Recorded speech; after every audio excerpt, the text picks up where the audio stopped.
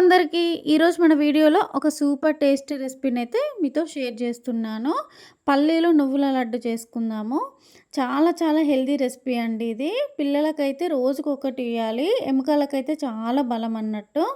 పెద్దవాళ్ళైనా తినచ్చు, బాలింతలైనా ప్రెగ్నెన్సీతో ఉన్న వాళ్ళైనా తినచ్చు. ఇంకా మనం లేట్ చేయకుండా ప్రాసెస్లోకి అయితే వెళ్ళిపోదాము.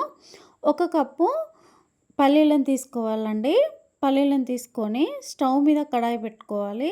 కడాయి పెట్టుకున్న తర్వాత పల్లీలను వేసుకొని లో టు మీడియం ఫ్లేమ్లో మాత్రమే పెట్టి పల్లీలను చక్కగా వేయించుకోవాలి. హై ఫ్లేమ్లో పెడితే తొందర వేగుతాయి కానీ లోపల అనేది కుక్ అన్నట్టు. అందుకే సిమ్ములో పెట్టి మాత్రమే వేయించుకుంటే చాలా టేస్టీగా ఉంటుందండి. ఇప్పుడు వేగిపోయినాయి కదా, ఒక ప్లేట్లో వేసేసుకొని మనం ఏ కప్పుతో అయితే పల్లీలు తీసుకున్నామో ఆ కప్పులో హాఫ్ కప్పు నువ్వులు తీసుకొని అదే కడాయిలో వేసేసి ఒక 2-3 మినిట్స్ అలా వేయించుకుంటే సరిపోతుందండి. లైట్గా కలర్ మారింది చూస్తున్నారు కదా, ఇలా వేగిపోతే మనకి ఇవి కూడా చక్కగా వేగిపోయినట్లే. ఇవి కూడా ఒక ప్లేట్లోకి వేసేసుకొని చల్లారేదాకా ఉంచుకోవాలి. మనం ముందుగా వేయించుకున్నాం కదా పల్లీలని, ఇలా చేయితో అంటే ఇట్లా పొట్టు ఊడిపోవాలండి. మీకు ఇష్టమైతే పొట్టుతో అయినా మిక్సీ పట్టేసుకోవచ్చు, లేకపోతే పొట్టు తీసేసి అయినా పట్టేసుకోవచ్చు. అది మీ ఆప్షనల్ అండి. ఇక్కడనైతే నేను పొట్టుతోనే పట్టేసుకున్నాను. మిక్సీ జార్లో పల్లీలని నువ్వులను వేసి కొంచెం కోర్సుగా మిక్సీ పట్టేసుకోవాలండి. 2 ఇలాచీలు కూడా వేసేసి మిక్సీ పట్టేసుకోవాలి. ఇలాచీ వేయడం వల్ల ఫ్లేవర్ బాగుంటుంది, మంచి టేస్ట్ అనేది వస్తుంది.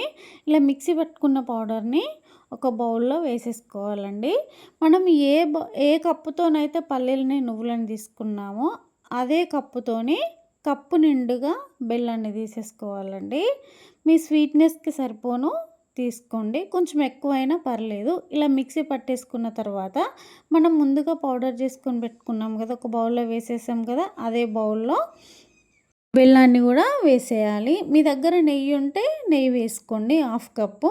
నా దగ్గర నెయ్యి లేదు కాబట్టి నేను ఆయిల్ పోసుకున్నానండి. ఆయిల్ పోసుకొని ఇలా మొత్తం అంతా కలుపుకోవాలి. ఇలా కలుపుకున్న తర్వాత లడ్డూలాగా చుట్టేసుకోవడమేనండి. అంతే, పల్లీల నువ్వుల లడ్డు అయితే రెడీ అయిపోయినట్లేనండి. Simple recipe. మీరు కూడా తప్పకుండా ట్రై చేసి ఎలా వచ్చిందో నాకు కామెంట్స్ రూపంలో తెలియజేయండి. మీకు కనుక వీడియో నచ్చితే తప్పకుండా లైక్ చేయండి. Thanks for watching.